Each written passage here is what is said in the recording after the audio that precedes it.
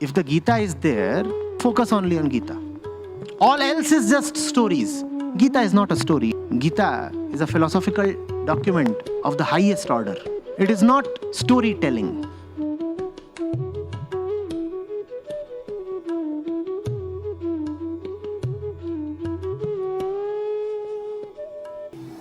Jyoti has asked, and she's saying, Acharya Rumi says, we have been busy accumulating solace, make us afraid of how we were. What does Rumi mean by make us afraid of how we were?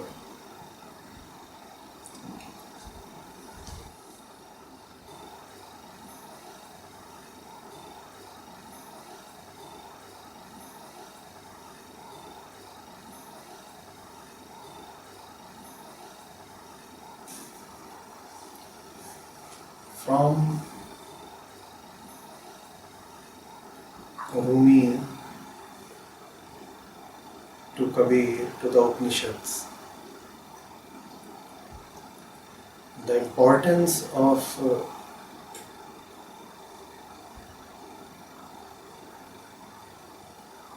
fear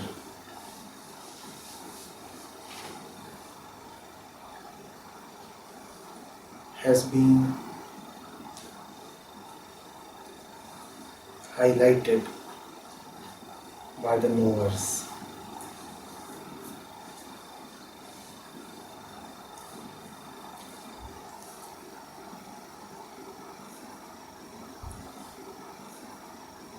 We can do strange things to our fear.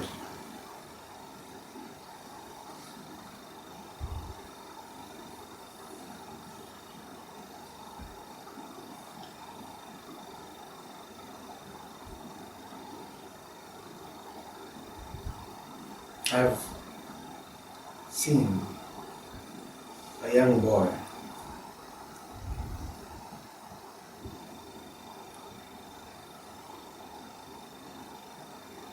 who used to be terribly afraid of ghosts in the dark.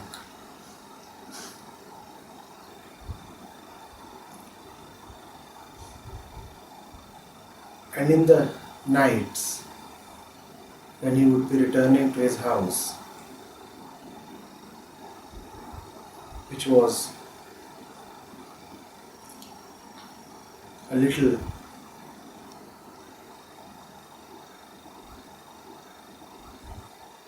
bit at the isolated place, he would need to pass a deserted stretch.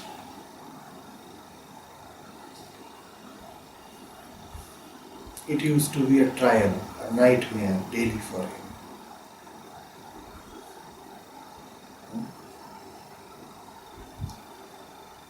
So somebody gave him a solution. The solution was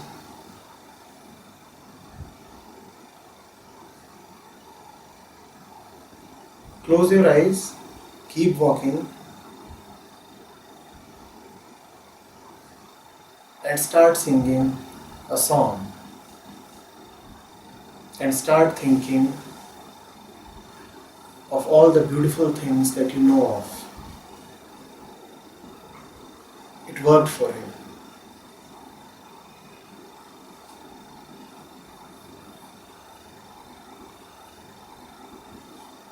Now I ask you, was he able to get rid of his fear?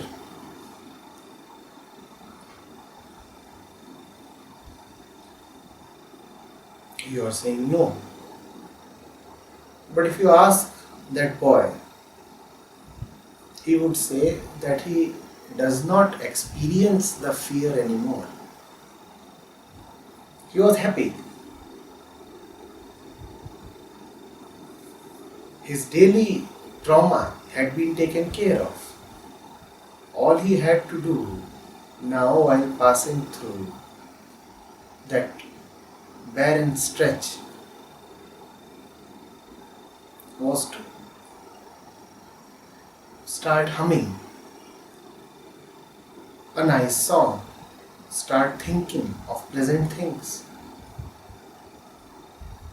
and to enable this reverie, he would even close his eyes. The experiment was successful for him. He would say, I'm not afraid anymore. Where has fear gone? Fear has an important characteristic.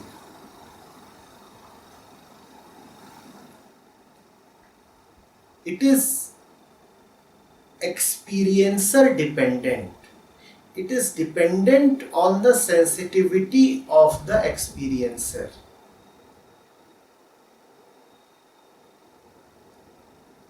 If you can dull yourself down, if you can turn yourself insensitive, then you will not be experiencing fear.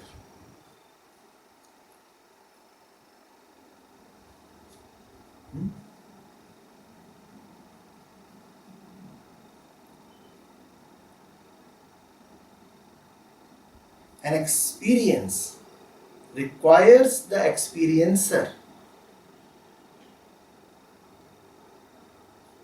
to be at the same level of subtlety as the experience is.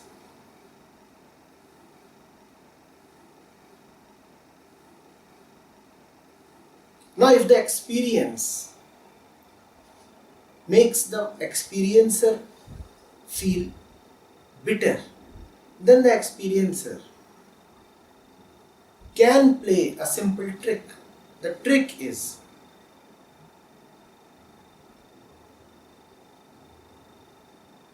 to drop subtlety, to turn gross, turn numb. Now you won't know.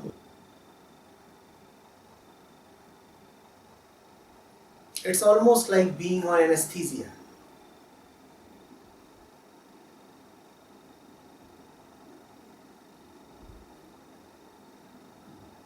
The stimulus is there, the condition is there, but the experiencer has been numbed down.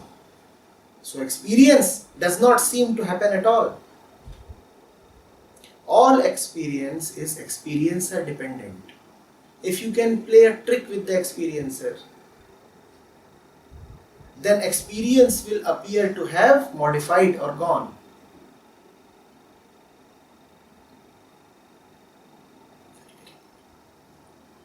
Now you must understand why all the saints and Upanishads have talked about the importance of fear. Fear is present in our body, mind, our very system. We are fear-driven people. It is just that some seem to be fearless. Some seem to be experiencing no fear, and the others, they appear to be trembling. Those who appear to be trembling take the ones who appear to be fearless as role models. They say, wow, these people are so confident. They probably have hit upon something we have no idea of. They probably know something we are ignorant of. The fact is usually otherwise. The ones who appear fearless are not only afraid, but actually foolish and insensitive as well. Afraid everyone is. Some have a little sensitivity, so they experience their fear. The others have turned themselves gross.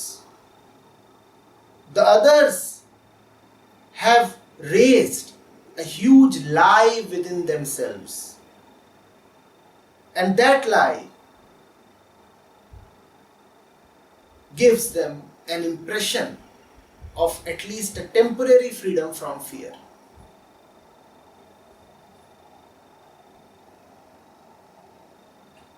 So, a Kabir has to say, Nirbhay hoy na koi. Bhay paras hai jeev ko, nirbhay hoy na koi. He has to say, fear will transform you. He says, it is not right that you claim fearlessness. It is not as if he is praying that human beings should forever remain in the throes of fear. He is not a fear worshipper. He is just saying that the fear is the fact of your life and you would do yourselves no good by negating a fact. Fear is there, you better acknowledge that it is there. By closing your eyes towards fear, by suppressing fear, or by dumbing yourselves down, you are doing yourselves no good.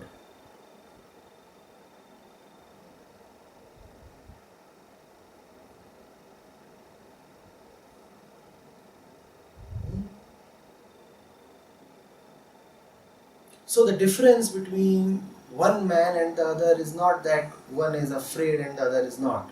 Afraid everyone is. Afraid everyone is.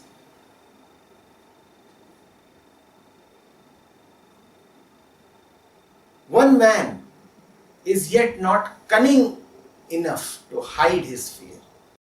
The other one has played a trick with himself. The other one has fooled his own mind and he is believing that he has no fear. Redemption is possible for the one who is very afraid. He is shivering. No redemption is possible for the one who has grown confident, who appears fearless. In fact, one mark of the stupid man is that he will be very confident.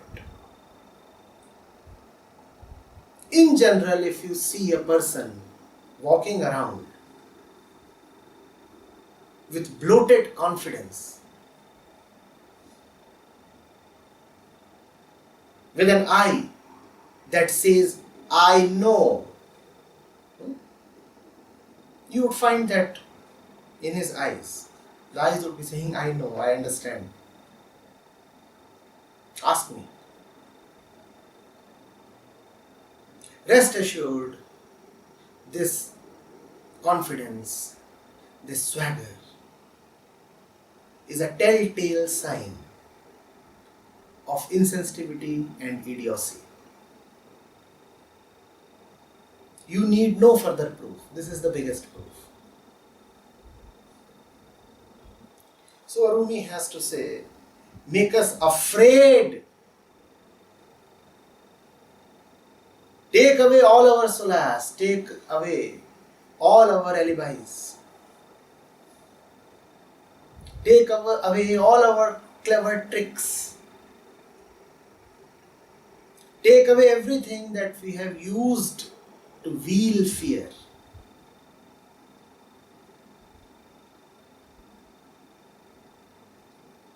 Tear away all the wheels.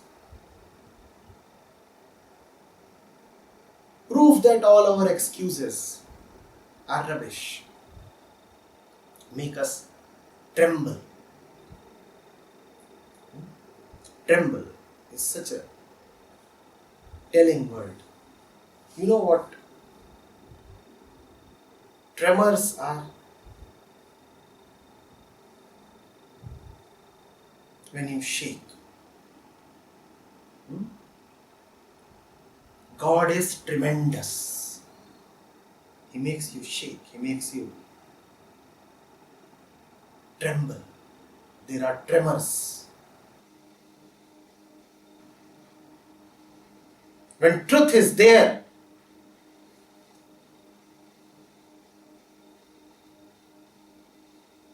everything shakes in presence of truth. Because the truth is the only one that has a right to be. All else is proven false in presence of truth. The very knocking of the truth is doing this to your heart.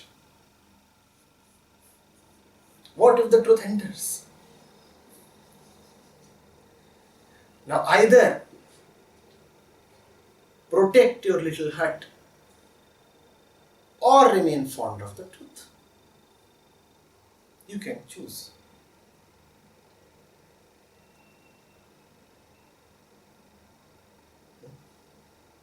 We have been busy accumulating souls. One is busy doing nothing else.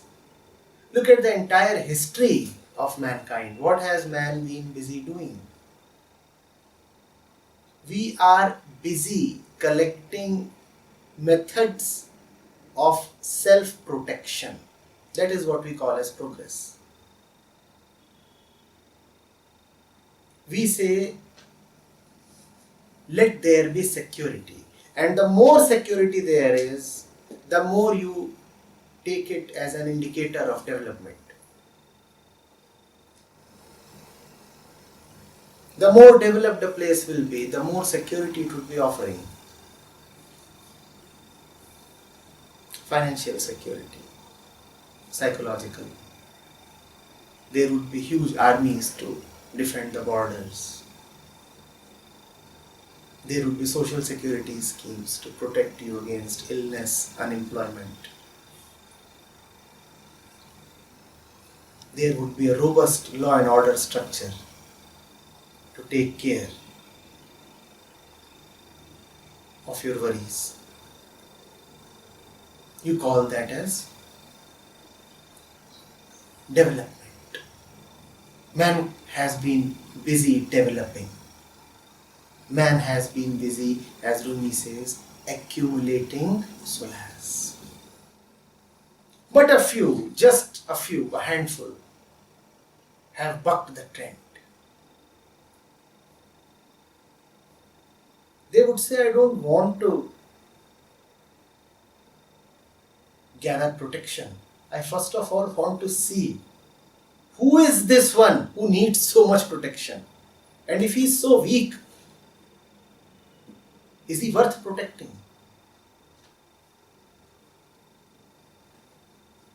He needs protection from morning till evening, from head till toe. Is he worth protecting? He goes to the market, he needs protection. His thoughts are hurt, he needs protection. He faces illness, he needs protection. At every step in life, minute by minute, all he needs is protection. He is so liable to be hurt.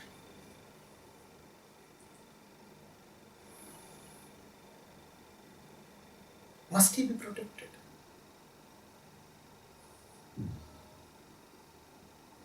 What are we protecting? We are protecting then a festering wound. A wound has to be treated, not protected.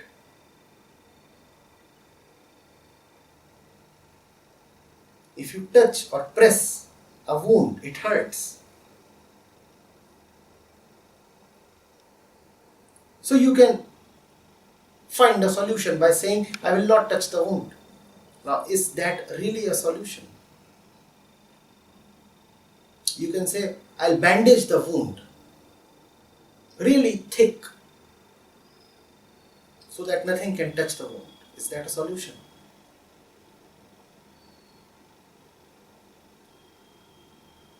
You need to open the bandage. You need to look at the wound. The wound requires treatment and healing, not obfuscation.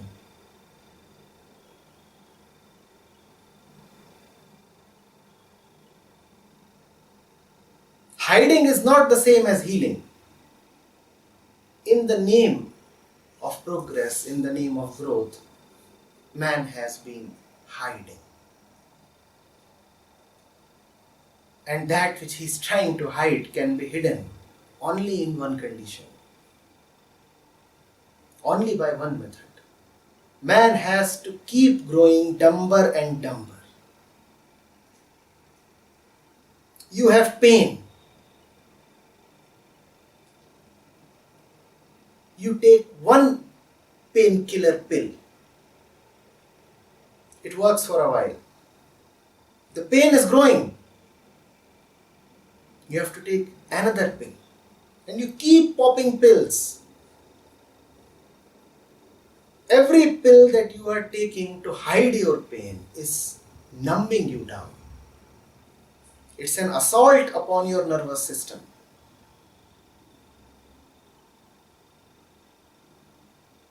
The more man is growing, the more man is defending himself, the more one must be compelled to ask, against whom?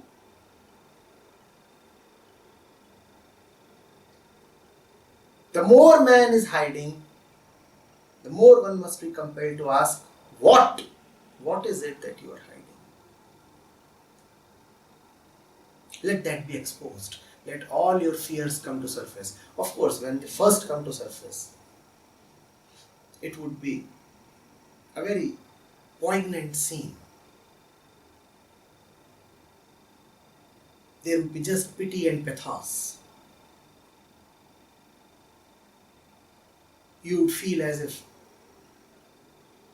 the teachers, the wise men, have all ruined you with their advice. The diseases that were lying in the basement, buried deep down, they will all come to the surface.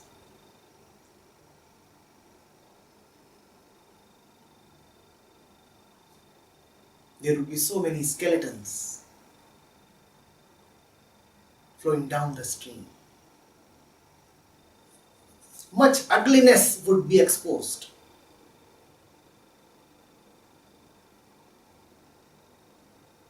And you will say, what's the use?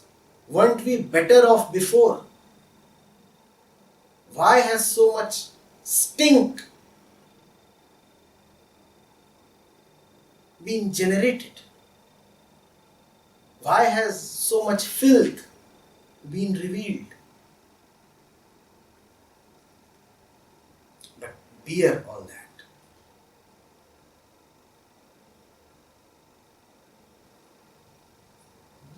Bear all that.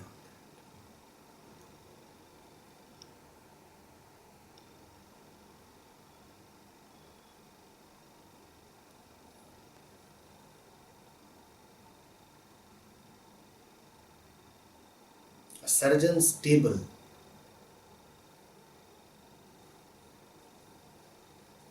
is never a beautiful sight to look at.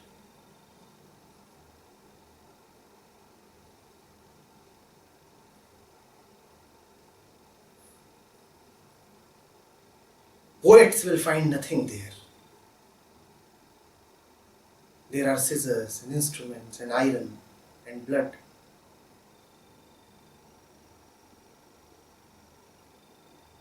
And flesh cut apart.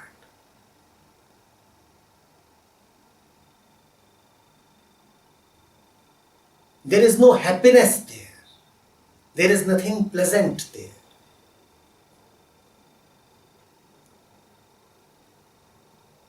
Seekers of pleasantness will be disappointed looking at a surgeon's table.